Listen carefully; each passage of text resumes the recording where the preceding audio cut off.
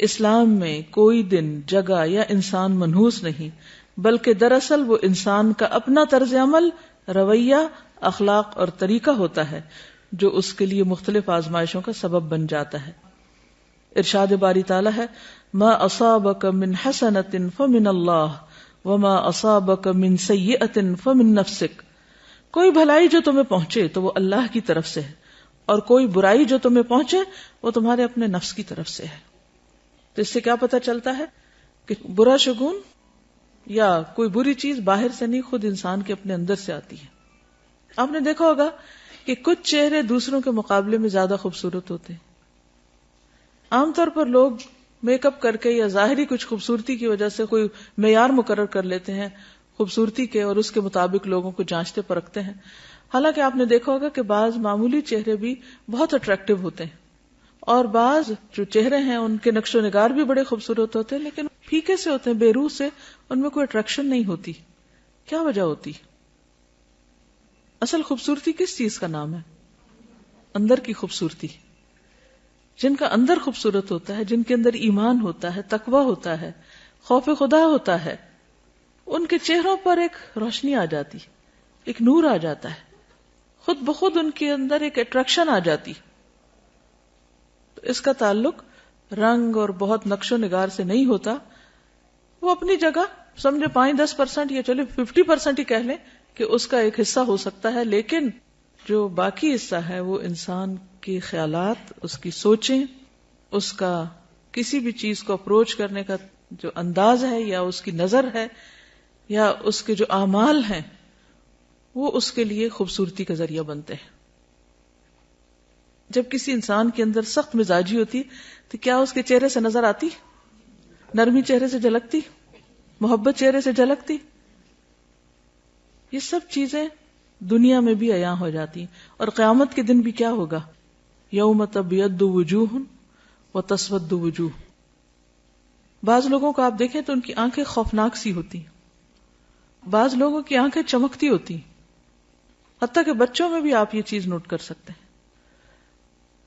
کچھ آنکھیں بالکل اداس اور ویران ہوتی ہیں، اور عموماً وہ ان کے اندر کے ڈپریشن یا اس خوف کو جو ان کے اندر کہیں جمع ہوا ہے اس کو ظاہر کر رہی ہوتی۔ جب انسان کے اندر ایک بیزاری ہوتی ہے، گھٹن ہوتی ہے، وہ بھی چہروں سے نمایاں ہوتی۔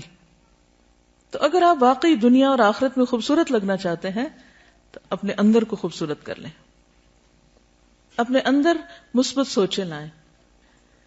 اصل ایمان کیا ہے؟ اصل حیا کیا ہے؟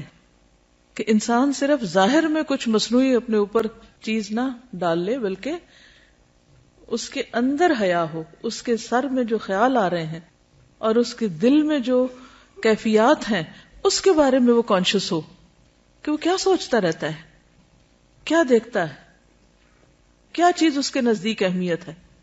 جو لوگ مطلبی ہوتے ہیں، دنیا پرست ہوتے ہیں، خود غرض ہوتے ہیں، لالچی ہوتے ہیں، ان کے چہرے بھی عیاں ہوتے ہیں، وہ بھی چہروں پہ آ جاتا ہے۔ اور جن کے اندر استغنا ہوتی ہے، عاجزی ہوتی، وہ بھی عیاں ہو جاتی۔ انسان کا چہرہ جھوٹ نہیں بولتا، انسان زیادہ کچھ چھپا نہیں سکتا۔ تو چہرے کی فکر کم کیا کریں اور زیادہ فکر اپنے دل کی۔ محبت، نفرت، غم، خوشی، فکر، پریشانی، ہر چیز سامنے آ جاتی ہے۔ آپ نے کبھی دیکھا ہوگا کسی محفل میں کوئی شخص اپنے خیالوں میں کھویا ہوا اور وہ لاسٹ ہو تو باقی لوگ نوٹ نہیں کر رہے ہوتے کہ اس کو کیا ہے۔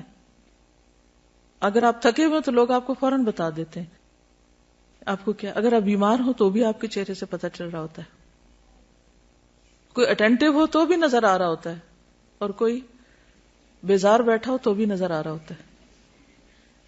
سب کیفیات جھلکتی۔ تو اس لیے کل انسان الزمناہ طائرہ فی عنقہ، یہاں گلے میں لٹک رہا ہے، اس کا نام ہے اعمال، ٹھیک ہے نا؟ وہ کون ہے، اس کی پہچان اس کے گلے میں پڑی ہوئی ہے۔